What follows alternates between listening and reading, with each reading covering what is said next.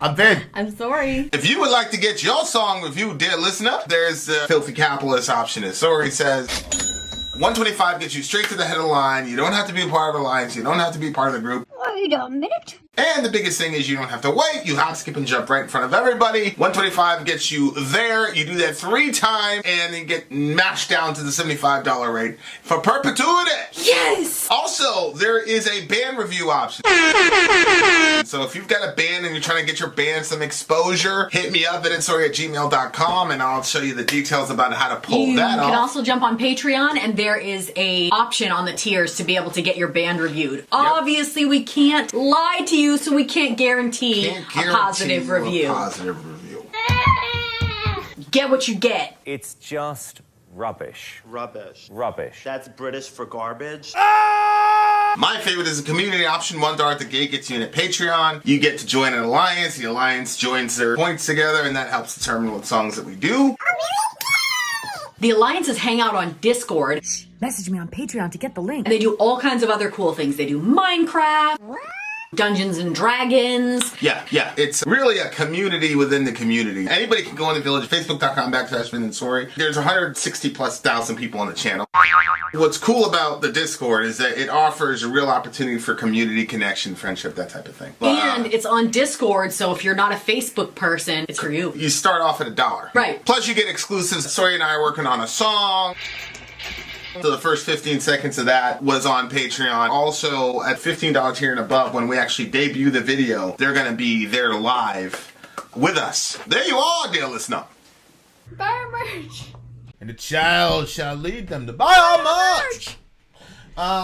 Speaking of merch, we got some really guys. Watch out for the update videos. We're really like going for the gold. Yeah, we're crossing some lines here. Rubbish Dude has got to go. I'll pay. Rubbish Dude is my favorite guy. Yeah, I know. Me too. I love that guy. Rubbish. You mean Is that the British word for garbage? Speaking of garbage, check us out, Middle America with Vin and Sori, if you're interested in American. Speaking of garbage, that's American not garbage. politics. Well, I mean, it's a good show, I guess, because I'm in it, but the subject matter is all garbage. It's a great show because I attend at times.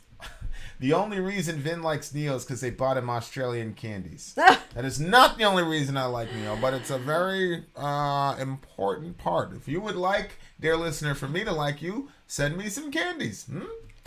I heard somebody is sending us candies. We got to check the box probably. Speaking of candy, this is the band Sevendust. The name of the song is Candy. No, it's Trust.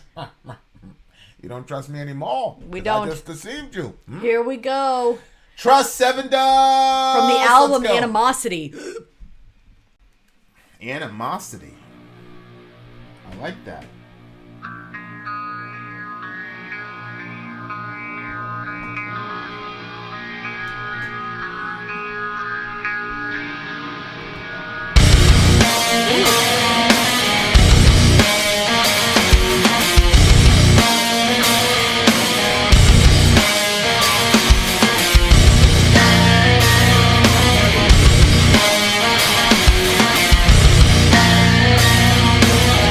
Turn it up.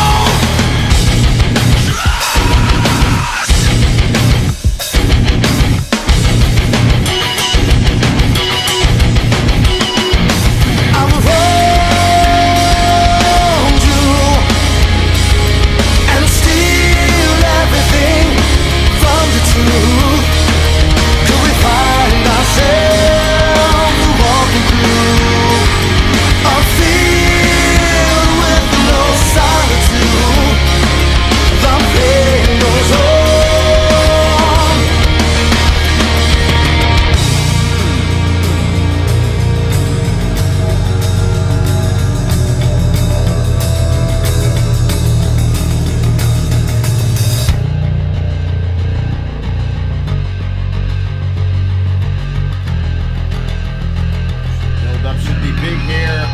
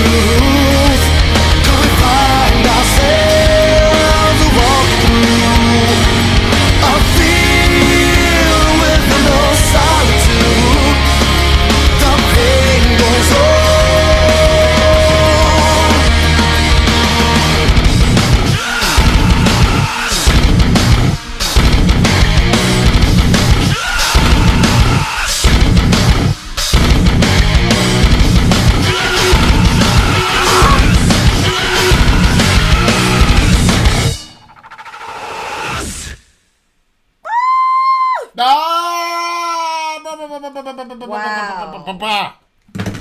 This was a sad song. This band, they were called Crawl Space before changing it to Sevendust. Oh. Six-Dust is funnier. Me and my baby brother used to wrestle. We had this one tag team group called Lightning and Thunder, and then I became this other guy named Sixtus. Really? Then That's new. I don't feel like I've heard that. That was because there was a pope called Pope Sixtus. I used to watch EWTN, so I was like, oh, Sixtus, that's a brilliant name. So I took Sixtus. Then that was around the same time I discovered Sevendust, so I changed the name from Sixtus to Six-Dust. Oh, really? Story. Yeah. Oh, that's interesting. So he's like, where'd you get that name? I'm like, shut up, dummy! Just wrestle! I'm like, oh, Six-Dust is a body say, blah, blah, blah. Well, then Sevendust did something on MTV or something. He's like, that's where you got it, you son of a bitch! I was like, shut up! Anyway, that's the story. So, there's that. Holy moly. So I love LeJohn's voice. Yeah. It took me a while. Like, we did Denial in the first year of the channel. And I was like, Sevendust is an okay band. I really, it's not that I didn't dislike them, but I really didn't like them. But now, since the channel, like, I'm really, really vibing to them, especially, he is so strong on choruses. Mm-hmm. And I just love it's the closest you could come to, like, finding some way to blend R&B, like, traditional black R&B vocal styles into metal. He just does such a good job. And, really, he's underrated as a singer, in my opinion, because he can really, and his voice has held up pretty good. So, it's one of those situations, man, where it's like, he's one of the best. I feel like any band that would have had him as a front man was going to be a successful band. Mm-hmm. Like, that's how much it's the same thing. Talented. Same thing with Disturbed. Like, I'm not necessarily a giant Disturbed fan, but man, some of just sonically what he can do, not a lot of people can do that. Mm-hmm. Okay, what did you think the song was about? I mean, I think that he probably cheated on her or wronged her in some way, and then he lost her. When I hold my head down to the ground and I wish that you were here with me, seems like you're always around. I was blind to see, too good to be true. You can't stay with me. I wish she was all I needed. I wish she was all I need, and it's getting late and it's cold outside. It's so cold. So I think that he obviously needed more than her. I'm assuming that it was like another relationship. We always talk about how bands, that kind of happens to them. They're on the road, it's getting lonely, and there's somebody that's right there for you. So I think that's what he's talking about. Yep. Seems like he cheated on her, and he said, I've wronged you and steal everything from the truth. Man, every time he said trust, that was like, the way that he did that was just unbelievable. But I think that he didn't treasure the relationship for what it was, and he needed something outside of it. And then once he lost it, he realized that he wanted it. But at the same time, it seems like he's still saying, but he needed more than just that relationship. Yeah, like we've been listening to this, what's his face, Kevin Samuels guy. Yeah. And he's pretty acerbic when it comes to how he talks to women. I'm not particularly a fan necessarily of how he talks to women. I mean but that's his whole shtick. Is that's the main differentiator with Kevin Samuels, is that he's politically incorrect. He says, like, he told the girl, well, you're average at best, and he told another one, like, you look like Emmett Smith, like you're whatever. Mm-hmm. And so on the one hand, I'm like, I don't like it, but on the other hand, because he's an anti-romantic, he just has some very practical ways of looking at relationships. And one of his big ones was, look, man, you got to figure out what you're going to tolerate. So it's like, that's one of his big controversies. He's got this mythical creature called the high value man. And basically, long story short, if you're a high value man in this guy's world, you don't cheat on your girls. You exercise options because you have so many resources that you have the capacity. And his counsel to a lot of the women is, look the other way.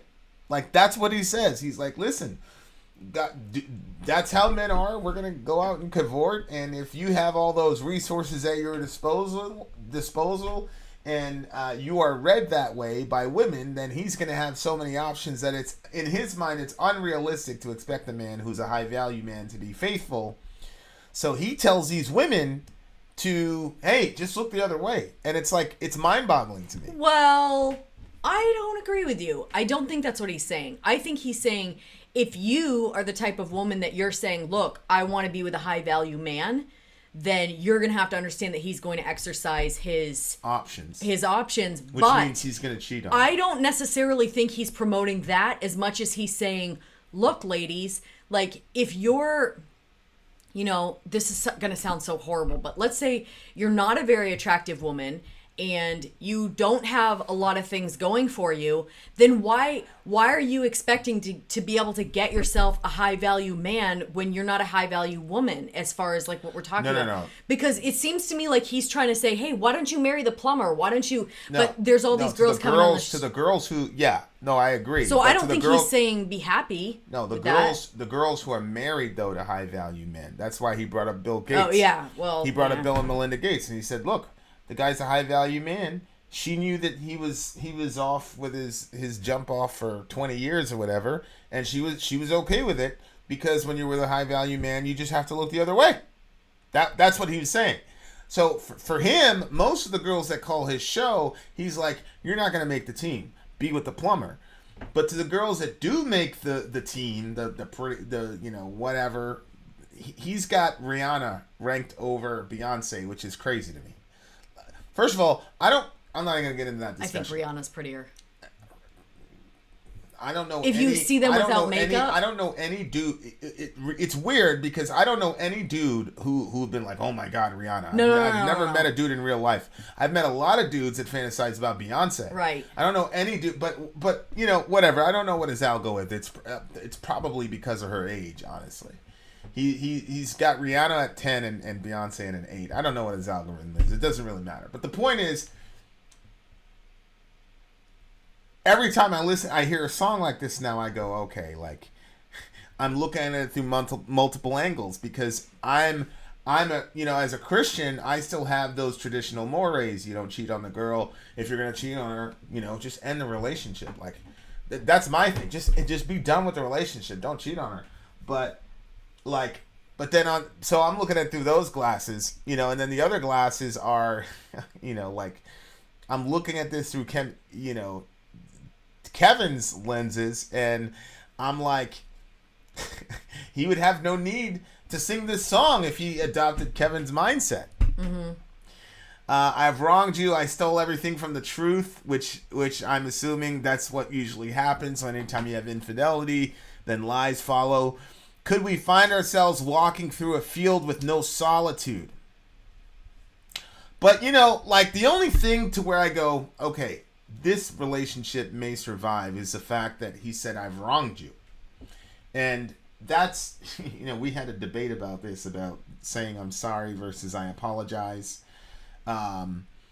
People have different ways of saying they're sorry. So like him saying, I've wronged you, to me equals I'm sorry.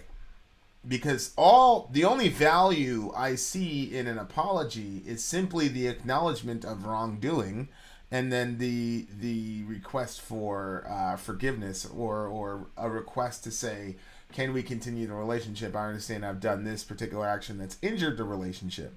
So when he says, I've wronged you, then, that says to me, okay, this relationship has a chance, because he wrote an entire song about it. You know what I'm saying? So it's like one of those things where it's like, okay, he really, really is trying here to atone for his badness. And I think that's important. But he says, I wish she was all I need. It's getting late. It's getting cold outside. So cold, so cold. Yeah. I think that he understands that, like, I don't know, maybe I'm wrong, but sometimes I think that there are, like, some people that are in maybe it's a certain phase of their life and, like, a certain level of immaturity where they believe that what they need is what is offered sexually. So if he's in a relationship and there's this jump off girl, he doesn't have to, carry any of her baggage. You know what I mean? Like, all he's going to do is have sex with her. He doesn't have to, be concerned about her emotions or her thoughts or her feelings on stuff. It's just, she wants to do it with him and he's ready to do it with her. Like, but I think that there comes a point in a lot of people's lives where they realize that there is something more valuable than just sex. And it's the grow old with me, the sit in the rocker beside me, the person to talk to, the friend, you know what I mean? Like, I don't think that that's necessarily, like, I think you have to kind of age and you have to realize that there are more things than just, great sex. Well, not that sex isn't important. It's just that can't be the sum total of your relationship. I'm pretty sure it was Jordan Peterson that I was listening to. I don't know. I've been listening to a lot of different stuff, but they were basically saying that if the only thing that a relationship has is sex, it's doomed to fail in, I think it was like 5 to 7 years. Like, it will not last longer than 5 to 7 years. If that's all you have. So I don't know, maybe it kind of seems to me that he's not at the point yet where he can see that relationship, even though he really wants it, is all that he wants. Well, again, it depends, because there is I talked about this earlier with, in Islam, where these guys were doing jihad, so they are away from their wives, so they just had this little, they'd have these temporary marriages, these muta marriages with these women, and then when they were done jihad, they would go back home. So I'm not certain that line at the top where he says, I wish you were everything I needed, I'm not certain that he doesn't just sit her down, especially if Kevin Samuels is their marriage counselor, and says, look, I have this temporary need that you cannot practically fulfill because you're at home, you got your own career, whatever. So listen, I get on the road, that's going to happen. That's only physical, has nothing. I have no attachment to them. I'm with you. It's just when I need a pit stop, blah. I know a bunch of, because, we have, those conversations happen, and, my boys, when I was with my guys and we wouldn't do a lot of traveling, but it was like unplanned traveling. So you could never plan it. You would just get a call and then you're you've been there. I get a call and then boom, next thing I'm gone. So like, again, those kind of lifestyles create those kinds of situations where dudes just look at it like, I mean, this is just like filling up a gas tank or whatever. Like that's how they look at it. And there are a lot of women who accept that. So, I mean, what can you do? What can you say? Mm-hmm. You know, I mean, I can't say they're completely crazy. I don't think it's the ideal and optimal in a relationship, but well, I think it's like that same Kevin guy says, is that what you want though? Right. Because you just said they will accept it. Right. But that's not what they want. Probably if they could have it any way they wanted, they wouldn't do that. I agree 1,000,000%. No, I don't care what anybody says. No woman wants that. But it's weird, like even in the Old Testament, there were concessions for it. Yeah. You know what I'm saying? And really, I mean, from a New Testament context, the elder has to be the husband of one wife, but because of, and missionaries run into this problem all the time. Like, okay, you got a guy who's got 3 wives. Who's the real wife? What do you do with the other women? Because you've got families and things like that. Like how to, they're extremely complex situations between men and women. Obviously, what I want for my daughter is that she marries somebody who's going to be completely and totally devoted to her and can manage his sexuality properly. So if you're out there training boys, do me a solid. And honestly, it's one of the reasons I'm so, maniacal about the boys and helping them to manage their sexuality and things like that. It's because I'm trying to create men who are not going to, destroy their wives, because both of them are going to be able to have access to a lot of options. Yeah. But just because you can exercise options doesn't mean that you should. That's how I feel about it. Love the song 9.5 for me. Oh yeah, I'd match you on that. No, I think 9.8 for me. 9.8. I gotta go up. The way that he did Trust, the way that he's, oh boy. And that riff, man, that riff was hard. That riff came really, and it kind of caught me by surprise, because I also do not interpret Sevendust as a heavy band. Like I've never said like, oh, it's such a heavy band, blah blah blah. Like, so, yeah, I definitely agree with that. It was a very, very, very good song. And the moral of the story is just don't lie, man. You know what I'm saying? Or young lady, if it's over, just say it's over. Don't lie. That's the big thing. And I think there's a lot of things that are forgivable. I mean, there are some things that are unforgivable, but holy moly, man! Like, you start lying to people, they can't trust you. That's the thing. Like, once the relationship is out of trust, man. Yeah, there's not a whole lot left. Yes, there's not a real. Yeah, I mean, you're just existing at that point. I mean, people make it work. People make it work. So, it is what it is. What do you get the song? We already did. Yeah, we already did. There you are, dear listener. Vin out. Sori out. Gone.